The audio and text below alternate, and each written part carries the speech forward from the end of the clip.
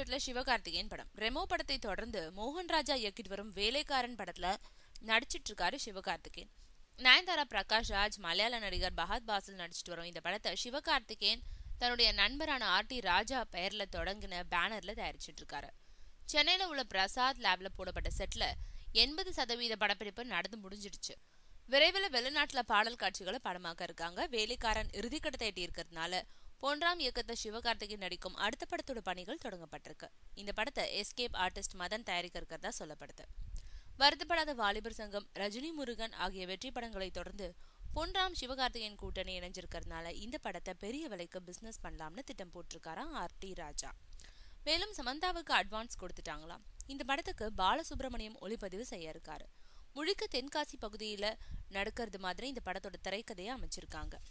சிவகார்த்திகேயன் இப்போ நடிக்க இருக்கும் படங்கள்லயே சின்ன பட்ஜெட் படம் இதுதானா.